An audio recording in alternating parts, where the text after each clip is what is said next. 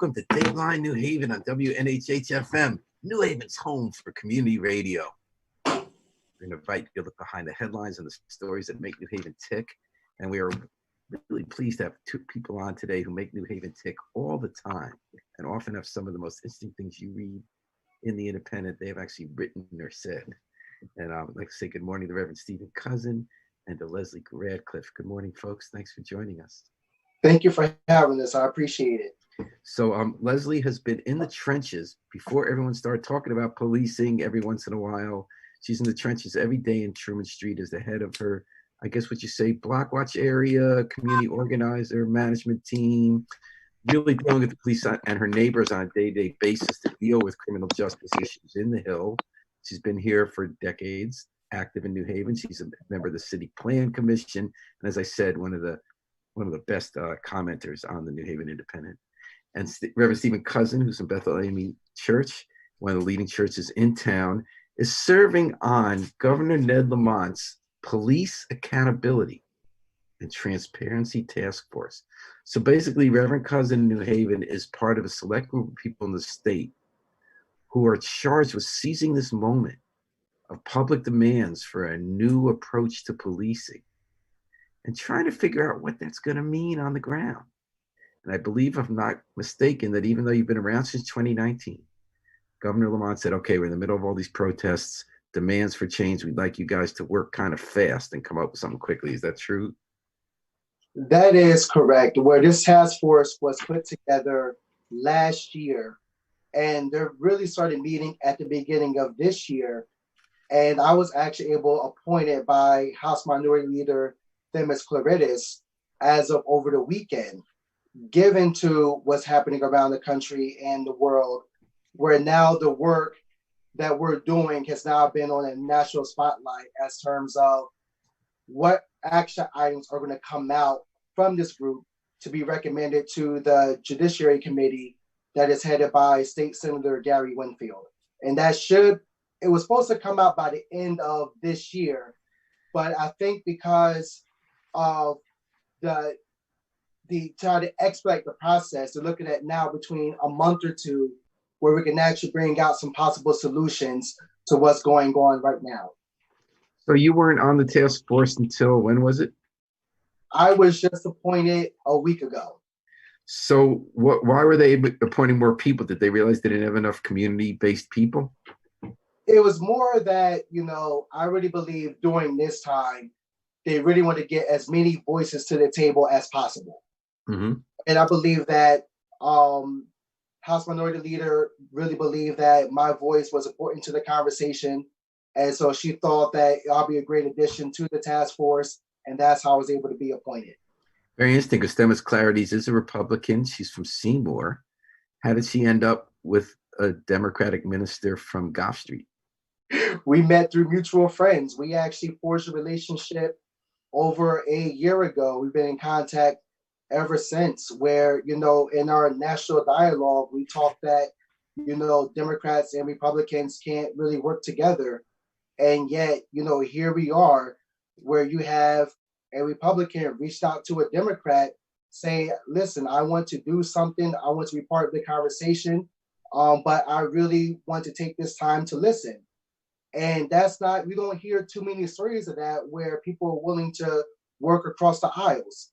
Mm-hmm. So I admire her for appointing me, and I actually am very thankful for our friendship. So Reverend Cousin, what are some of the top priorities of yours? The legislature is going to meet in special session. Police accountability is one of two items on the agenda. The other is absentee balloting. As you said, Senator Winfield from New Haven is planning to put stuff on the table. There have been all sorts of ideas for what the state can do.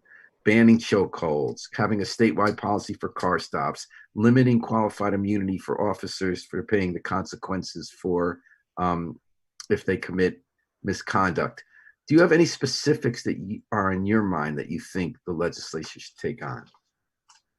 And right now, I believe that the discourse is actually looking around two platforms where we're actually revisiting the task force that was put together by President Obama, 21st century policing, and they're looking around 6 pillars regarding, policy and oversight, looking at community policing, technology and social media, and a few others to really begin to build that foundation. Their work has already been done regarding police reform, and you're also taking a look at Campaign Zero that was put out, like the 8 demands that they were actually addressing now regarding banning chokeholds, strangleholds, giving warnings before you actually fire your gun, de-escalation training. And so this is very, moving at a rapid pace, but these conversations been had for decades, right? Where now we're trying to see which direction where we would like to go. But we also have to understand that the more we start talking about policing in our communities and really across the country, you're going to start pulling back some threads that you may not like or that you may not want to account. Because as you saw what happened in Buffalo, when officers, shoved down the 75-year-old man, and then those officers were suspended. You had 57 of those officers from the Buffalo Police Department resign from that task force in support of the 2 officers being suspended. Wow. And now you also have a police department in Florida talking about that any officers that get fired during the protests that are going on across the country, they're able to come and work for them. And so you're really looking at a whole system where everybody needs to be held accountable. It's not just police departments, but it's also our elected officials who actually appoints police chiefs, who appoints state attorneys, who actually appoint judges. So when you start putting back that thread and you talk about reform, you could ban chokeholds and strangleholds, but really you're only banning one type of way of how African Americans are being killed by police. And so if you really want to do this work, we really have to be all of us at the table, talk about our issues, and really start putting back those threads, and you will see how everything is intertwined. I had 2 thoughts. I was listening to you. This is all very interesting. We're Stephen Cousin, a member of the Governor's Police Accountability and Transparency Task Force. One is I remember being in City Hall a few years ago when there was a video of an officer on St. Patrick's Day throwing a 15-year-old girl who was already handcuffed to the ground and giving her a concussion. And when he was put on desk duty just for a investigation, not fired or anything, police stormed City Hall, yelled at the mayor and the police chief who were there to resign and prevented them from having a press conference. Just sounded like a scene to me. But also I was thinking about this discussion. You talked about Obama's task force and community policing. This discussion is moving so fast because I guess people my age, that seemed like that long ago, the Obama task force, let's put body cameras on. When you had a Justice Department that looked to reform police departments like East Haven, they came in and saw the racism, got people criminally indicted, and got new rules put in place with the consent decree that now been undone. So there was that moment in time a few years ago when that Obama report was put together where the idea of community policing and reform are on the agenda. Now we're hearing from folks saying reform doesn't work because these are inherently military institutions. And therefore, community policing is over policing. You can't teach it. They're arguing you can't teach a military organization to be part of a community that, in fact, most of the tasks of what they do should be performed by people outside the police department. Was actually the original conservative critique of community policing in New Haven, when older fashioned police said we can't be social workers. It's coming full circle. Do you think that the task force you're on in the state will be moving from a perspective of reform or defunding and abolition? I think that everything is on the table. I know defunding is such a, dividing term right now because you have some across the aisle and really both sides believing defunding is abolishing police departments. And I believe that's not what defunding means. It really simply means redistributing funds for, more services for mental health or education, because really our officers are involved where they really are becoming social workers, where they really are involved in every aspect of human life. Where I know the New Haven Police Department, they have an officer that is assigned to deal with families regarding trauma. Remember back Tyreek Keys a few years ago, a young man that was murdered right in front of his house. There was an officer assigned to that family providing care, whatever that family needed in terms of sneakers or funeral arrangements, costs, food. And here they are trying to do everything, trying to solve a case, trying to tend to the family, dealing with trauma, dealing with mental health.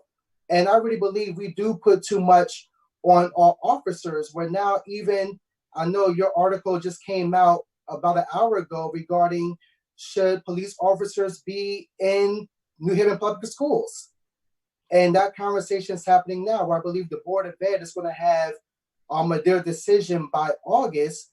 But I would say to all this conversation, there are some positive things that our police department is doing. What we normally do around this time, where what happened to George Floyd, Breonna Taylor, Ahmaud Arbery, and so many others, we began to look at that and began to paint a broad picture that every police department is just like that. And that's not the case. New Haven Police Department has been doing some great work, where I don't believe that partnerships are forged in crisis. Relationships are forged during peace times. You know, where these relationships have to occur before a crisis happens. That way you can use those relationships, leverage those who you brought to the table for during times like this, and now able to have meaningful action. Well, that's a great segue here, because one of those great relationships that police have formed with people in the community is in the Hill. Leslie Radcliffe, if I'm not mistaken, you've been in New Haven your whole life? I have, yes. And you live on Truman Street? 6.5 decades in New Haven. I've been in the Hill, in the same location, Truman Street neighborhood, for the past 11 years. One of the very first things I did when I moved into this neighborhood, this is where I purchased my first home. And when I first moved into the neighborhood, having had the opportunity to participate in Democracy School and Citizens Academy, I understood the importance of establishing partnerships or relationships with agencies in the municipal agencies, you know, and individuals that make decisions and have some impact or effect on the things that go on around New Haven. It was my intention not just to be a homeowner, you know, but to become involved in the neighborhood. One of the very first things that I did was contact the district manager, introduced myself, and invited him to my house for coffee. Told him to give me an hour on your schedule. You know, we're not just going to meet and introduce ourselves. We're going to sit down and talk, you know, and it was a very positive conversation. And I've had that happen with the next 5 district managers, which is a whole nother subject. Right, 11 years, 5 district managers. 5 district managers and 11, at the 5 that I can remember, starting with Miller, Minardi, Witkowski, Wasilewski, and now Justin Marshall. That's an issue also, you know, something that you have to continually do. I don't know if it's because we're training, or I'll say raising good district managers, that they're getting shifted around, you know, to assist in other neighborhoods or other responsibilities. But, you know, it's difficult when you know someone and then one day someone says, okay, they're moving on, and we don't really have anything to say about it. But to go back to establishing a relationship, I did let the district manager know there were expectations that I had for my neighborhood, and address, you know, how can we make them happen? What is it that I can do, and what is it that you can do to support our neighborhood? I think it's important that, you know, that you set the tone, and I like the term, you know, that you create the narrative, you know, and it works a lot better if you have some direct input into what your expectations are and make it very clear. Communication is the key. One of the things that I did want to say, and I can appreciate the work that's being done with Reverend Cousins and those that are on the task force. that will address things as policy and oversight, community policing, and the rest. Um, I think there's a lot of work that needs to be done with our current policing standards. One of the things that I became familiar with were general orders. I'm not sure if a lot of people in the community understand what the general orders are, but it's the manual, the basic manual that police officers go by. But there's a lot more that needs to be done before you get to that part. And I'm not an expert, but there are things that are ingrained or taught from the very beginning with recruitment and training, or not necessarily with recruitment, but with the training. I heard something very disturbing the other day, and it was someone that you had on your show who said that during the retraining, the cadets are told, to treat every day like it might be your last day when you go out into the field. And that is something, if every police officer wakes up like that, before they put on, their shoes, let alone their badge and their gun, that today might be my last day, that kind of sets a tone, a heightened anxiety before you even hit the street. So if you go out like that, and I understand that, that may very well be the case, but it sends a message. And if that's a message that's being received from the very beginning of your training, it's going to be something that's going to be second nature. So my concern is what's happening before you get to the chokehold.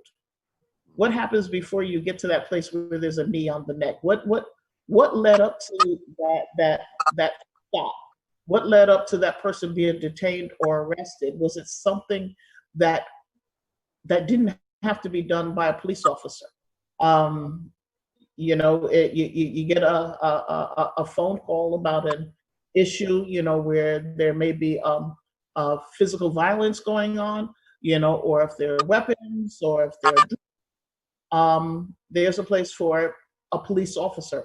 There's a place where that type of militaristic training, comes into play. But if you have a tail light on, there's a police officer who has in their training, this may be, the last day of your life.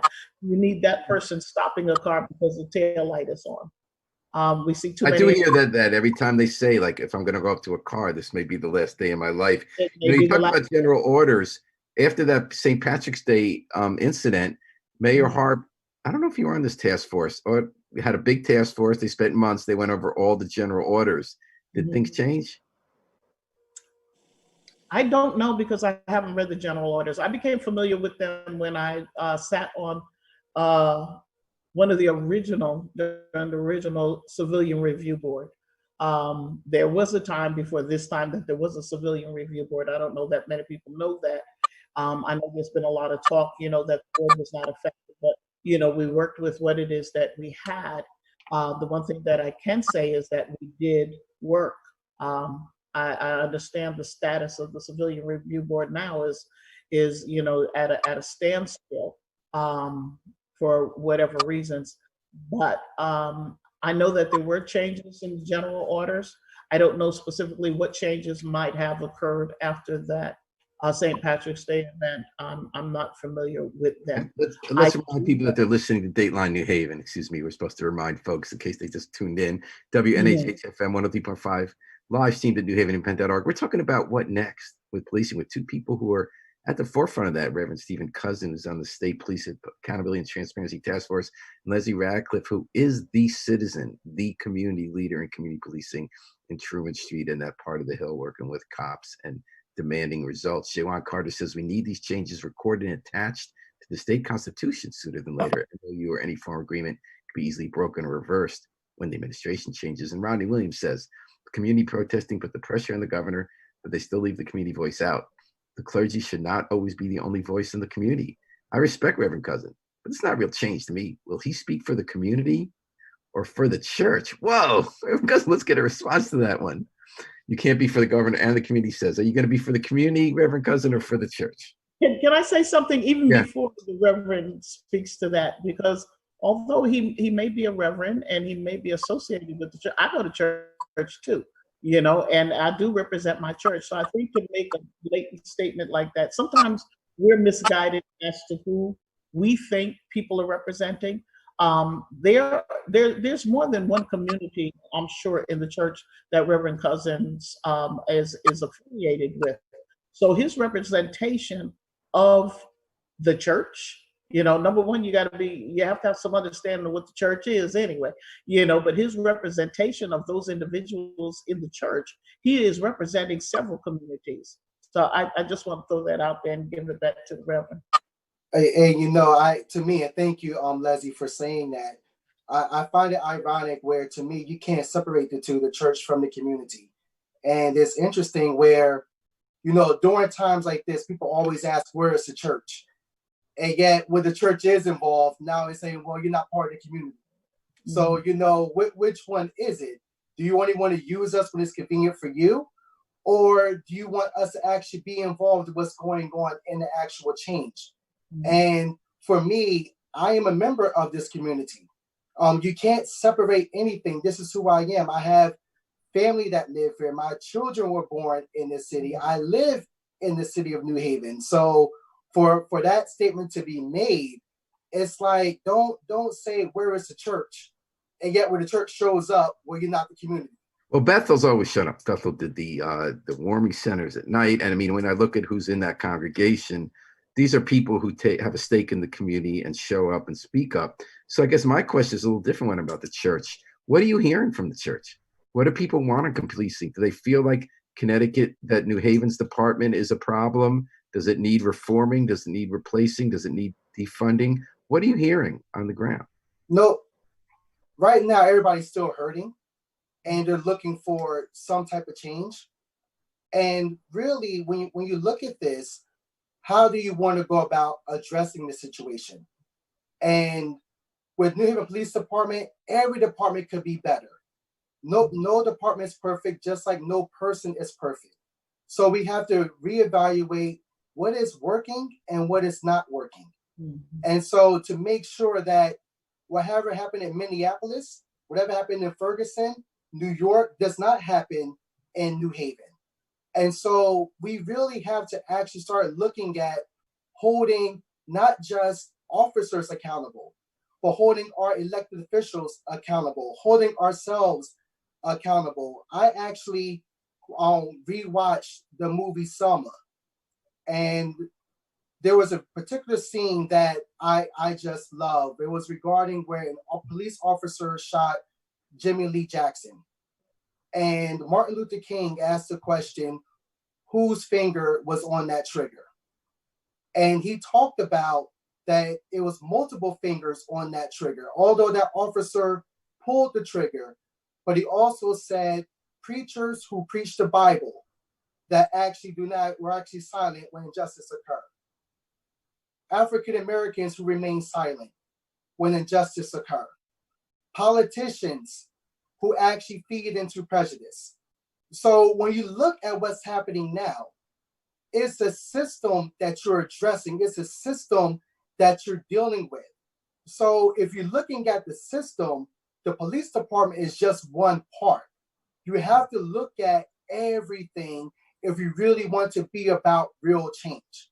So as I say, you could do more training. You can do de-escalation. You can do implicit bias. We were told in 2016 with transparency, let's outfit police departments with cameras. That way we can show the community how we're policing. But yet we see these body cameras actually on tape where African Americans are still being killed. Mm-hmm. And yet the community may see it one way and the police department may see it another way.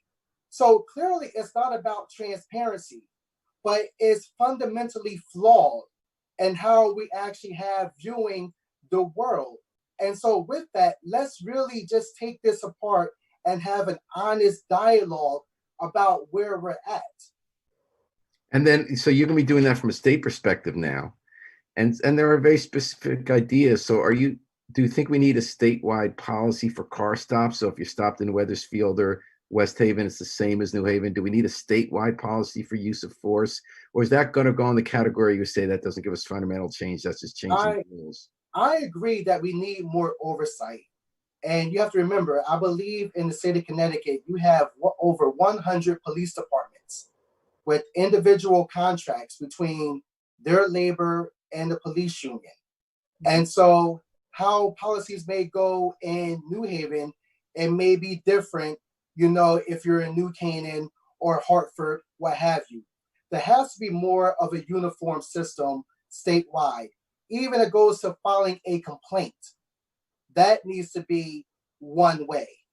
Police stops. I think that we need to actually hold posts accountable, because every police officer has to be certified through Connecticut Post. We have to look at their standards. We have to look at their training, look at their practices. So really, from a statewide level, there has to be some system of oversight and accountability. Mm-hmm. So, Radcliffe, what do you think about now going back to the Hill? When you've been watching things move so fast lately, discussions you've been involved quietly for years, and all of a sudden the whole country's talking about it. What do you want to see change to stay the same in New Haven? Do you feel we should cut $30 million out of the police budget? Should we take school cops out of the schools? Should we? What are you looking for? Well, I'm not all that familiar with how these budgets are made. I do understand that positions are budgeted with the police department that aren't actually filled. I understand there's 400 or something positions that are in the budget. We only have about 400. We have like 340 at the moment, but we did zero those out for the budget for this year. Right. So my concern would be, number one, where is that? I know that I've seen the number 33 million. Where's that 33 million going to come from, and what is it going to be used for? So you would get rid of most of the cops. No. So you wouldn't have walking beats. I would not say that, and I can only speak from the perspective of what it is I see in my neighborhood. And the situation that we're in now is a lot different than the general day-to-day, because there are a lot of police officers that are not currently active. But the need that we may have, the needs in the neighborhoods may be different. I know what it is that we might need in the Hill is going to be a lot different than what's needed in East Rock. So would I reduce the number of police officers in the Hill? I would not, because we have a greater need because of specific concerns and specific incidences of occurrences in our neighborhood that may not necessarily take place in other neighborhoods. But again, I don't believe that police are the answer to all of the issues that we have. So if we can look at what is it that we're actually using the police for, my idea of what a police officer should be is probably a lot different than all of them. I don't particularly think a police officer should be a social worker. I don't think a police officer, should be called upon to do all of the things that they're asked to do. But there are times when you do need to have someone who can do those physical things, can make those judgments as far as what's legal, what's lawful, and that's where that focus should be on what police officers do. So if you can structure that, if you could bring that down to the brass tacks, perhaps we might not need as many police officers. We might have more specialized people that might be employees of the police department that can be called out for different things. And just like, I don't need to see a police in uniform with a yellow vest directing traffic at a construction site. That to me is not a good use of resource. And while, that may be overtime or whatever, I'm quite sure someone else could use, could be doing that job, and that police officer could be doing something else, or perhaps that is a position that does not need to be filled. That's interesting you say. Yesterday I had someone out from Leap, a young woman who grew up in the Hill, still lives in the Hill, and her feeling about police is she doesn't want to see police in the Hill. She says seeing them reminds her when her father, when she was 7 in a store with the father, they came in and threw him to the ground. Turned out they were looking for someone else. And this community policing philosophy basically says you want walking cops and others in the Hill. You want a police presence, but where they know you and they're accountable to you, but they're there to stop wrongdoing because you're worried about violence and theft. The younger people I had on said we don't want them there because they are more of trouble. They cause us trouble, and we don't. They're suggesting there's crime that isn't there. Do you see a generational divide? I see not only a generational divide, but a situational divide. You know, depending on what your experience is. You know, and I do understand. I've been on both sides. You know, the person that you see in front of me is not the person that I've always been. You know, so I've seen both sides. I've been on both sides. I've never been physically manhandled or mistreated by the police, but do I know that it happens? Have I seen it happen? Absolutely. And people live with those experiences. How they live with them and how they work through them is it's important, but I also think it's important. Community policing, having walking beats, police officers that are known to the community and that the community knows. You know, you have a police officer that sees the kid standing on the corner. If he's not familiar with the neighborhood, he's going to look and see, oh, that's trouble on that corner. But if it's an officer who's familiar with the neighborhood, has been there, he knows who those kids are on the corner. He knows what it is that they're doing. And when he approaches them, he's not going to approach them with the anxiety that this might be my last hour. You know, he may approach it in an entirely different manner, and the way that the police approach people is going to have a great impact on how they're received. You know. Okay, sorry about that, Leslie. But so you're talking about walking beats, you're talking about being familiar with the neighborhood. Overall, what's been your experience with the police department in New Haven? My overall experience has been good. You know, and I know I'm going to get some emails and some Facebook posts because of that. My overall experience has been good. I guess I've been blessed, but I've also been very intentional, you know, in what my expectations are. When I meet police officers, or if I need to meet police officers, you know, I really work towards establishing a relationship. You know, establishing a relationship. Number one, letting the police officer know, just like I need to know, you're not a threat to me. I'm not going to put that on you before I have a reason to do that. But I will let you know in the very beginning what my expectations are. Look, I am here. I have issues in my community that may need to be addressed by you. And my expectation is that when I call you, if I should call you, you know, that you're going to come correct. I'm not going to call you because my neighbors are over there and they're making a lot of noise. I might go over there and approach my neighbors and say, could you bring it down a little bit? Now, if gunshots ring out next door, I'm not going to address that. I will call a police officer because I'm not trained to handle that. Mm-hmm.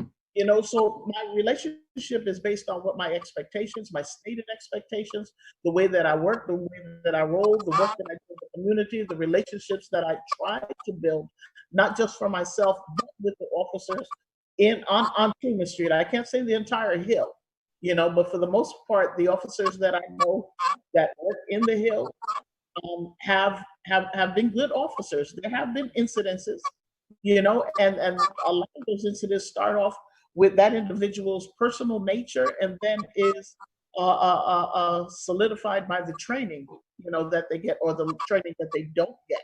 You know, I don't think you're not born a good cop. You're born a good person, you know, and who just happens to become a cop, you know. And if you have some tendencies, you know, in you, then the training that you get, if it builds on those tendencies, now you've got permission. Now you got a badge and a gun, you know, to go along with those tendencies. That, again, when it comes to the recruitment and initial training, a lot more work has to be done there, as well as accountability.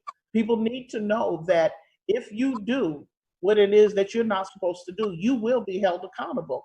Because if I see everybody over there doing the same thing and nothing's happening to them, I mean, it goes the same way with someone who commits a crime and goes to jail. That if you don't think that that's going to work to keep someone else from committing the crime, then, you know, I think accountability is a large part. Also, police have to be kept accountable when they do wrong. All right, we're talking about that on Dateline New Haven. And those that know that someone is doing wrong will also be held accountable, because if you don't speak up, you're just as complicit as the person that commits the crime. We're held to those same standards in our community. if you see something going on and you didn't do anything to stop it, you're held accountable. So I think the police also need to be held to those same standards. And you're hearing about that on Dateline New Haven, WNHH-FM 103.5, live streamed at newhavenimpound.org. Leslie Radcliffe, Reverend Stephen Cousin. Helen Barajas, thanks for listening, says priests instead of police. Ronnie Williams, again, that's her truth, but many others have not been good. Experience and their truth is not heard enough. Reverend Cousin, how do you see this moment now? Are you optimistic, pessimistic about how we're going to come out of this painful moment where suddenly centuries worth of demands for change are suddenly rocketing to everyone's attention when they've been ignored for so long? I was just, having a conversation with my family regarding this moment where we have a unique opportunity for real change, not just on the surface level, but actually trying to get in the nooks and the crevices. But we have to understand that the change that we're seeking is not going to come on overnight. Where I think that in today's age, including myself, we're going to take one issue at a time. Mm-hmm. And then 2 weeks, 3 weeks later, we move on to something else. And so about a month ago, we were talking about the pandemic. And now, it's like a COVID thing going on, right? Yeah, now the conversation has shifted to the protests. What's going to be the next story in a month? Mm-hmm. Going back to the Montgomery bus boycott, it took them 384 days of protesting and boycotting the Montgomery bus line in order to bring about systemic change. Are we willing to be at the table and continue to fight when the protests are no longer in the street, but now it's transitioned to being inside these rooms where now decisions are being made? Mm-hmm. Are we going to be at the table, and are we going to be willing to be consistent, be persistent, willing to endure? So it's really having this same energy, and can we sustain it? I believe we can do it, but it's going to take all of us. And not just to get distracted, not for us to see what the next soundbite is, but really sticking to what the goal is. And that is really to reform not just the police department, but really reform society. Where if you want to look at what happened down in Georgia for their primary, where in Fulton County, they had to wait in line for several hours because due to malfunctions of their voting machines and predominantly Black areas. So we still have to address voter suppression. And now we have an election coming up in November. Are we going to translate this into votes? And are we still going to be on task force? Are we going to show up to Board of Education meetings? Are we going to show up to ComStat? Are we going to show up to our management team meetings? So it takes more than just 2 or 3 weeks. You're dealing with a history over 400 years plus of dealing with racism in this country. And we cannot be ignorant or blind to the fact that we cannot believe that in 3 weeks, we're going to erase the entire history of what America is. It's going to take time, and we got to be willing to stay committed and don't give up hope. So I'm hopeful, but I really want this to actually continue. Shay Wan says we need to protect the leaders of the community against threats and other forms of retaliation. Lizzie Radcliffe, one person I have no doubt is going to sustain the energy and show up at management team meetings and all the other meetings is you.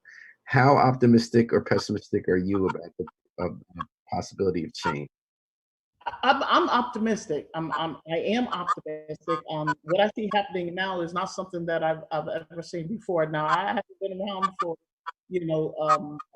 as others, and I do have to say that my experience may not be the same.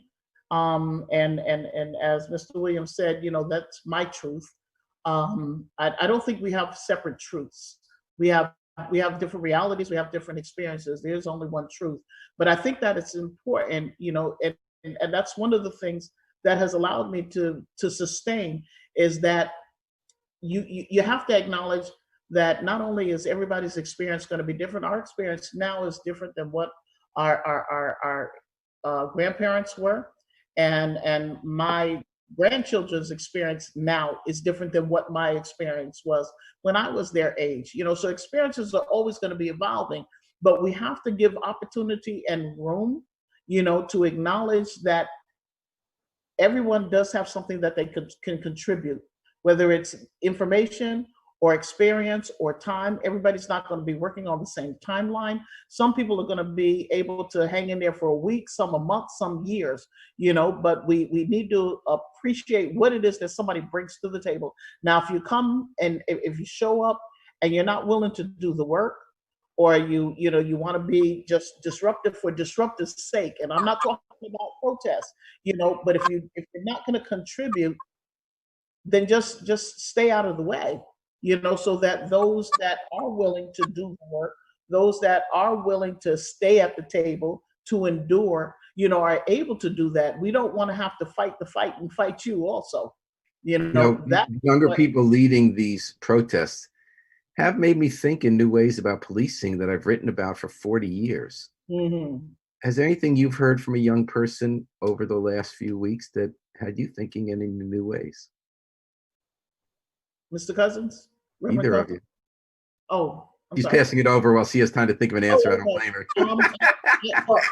I'm sorry. Harry said there's feedback from my end, so I was trying to check it.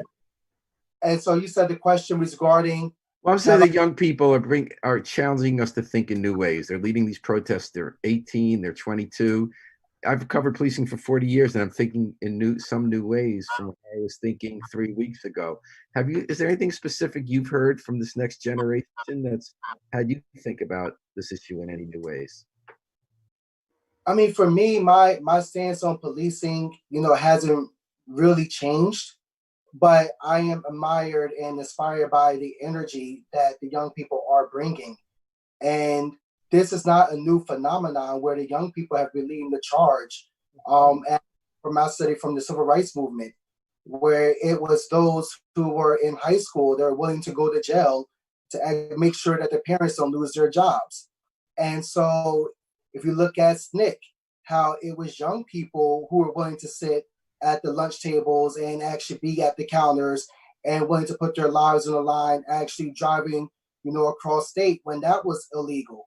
And so really right now, what you're seeing for the young people, they have. I'm sorry. I think we just lost you, Rev.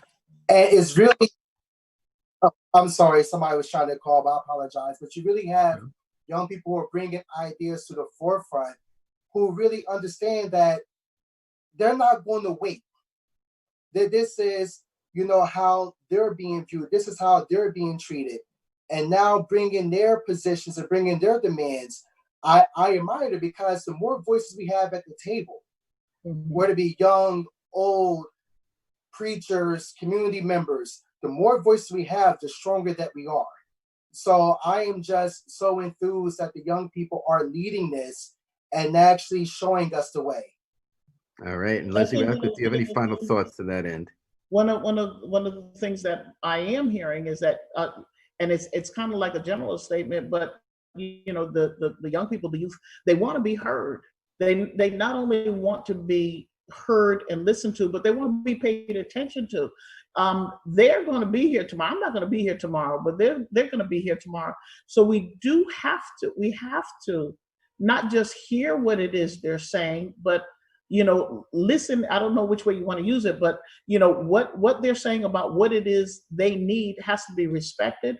They need to be at the table. We don't need to be their voice. We need to be their elders, their mentors, their guiders, or whatever it is what you want to call it. But they need to actually be at the table, be part of the decision making with those of us that have been here, irregardless of which way you go, helping to help them get to a place where they're going to have to be. I'm not going to be the one that has to live with all that. My time is soon to come, but I need to be able to help them to define and create, the world that they're going to be spending the next, 30, 40, 50 years. And they're the ones that are going to have to define what it's got to look like. And we've got to be able to hear them. If they say they're hurting, it doesn't matter what it is I see or what it is I feel. I have to acknowledge that they are hurting and ask them, what do you need in order to be able to not hurt, and help them to make that happen. Well, Leslie Ratcliffe, you might not be here tomorrow, but you're going to be here tomorrow. And you're going to have a lot to say and a lot to do with how things happen in New Haven. I want to thank you both for taking the time to come on Dateline New Haven today. And thank you for what you do every day in New Haven. You are two of the pillars of New Haven. I always look to what you're up to and listen to what you have to say. Leslie Ratcliffe, keep fighting hard for the Hill. Stephen Cousin, good luck on the Police Academy and Transparency Task Force. Thanks for repping New Haven on this crucial question before our state. And thanks for joining us on Dateline. Thank you so much. I also want to thank our station manager, Harry Drost, the miracle man behind the controls. And this is Paul Bass inviting you to fly free with us on WNHH. We're going to take it out with the Afro-Semitic Experience performing I Wish I Knew How It Would Feel to Be Free from the group CD, A Plea for Peace.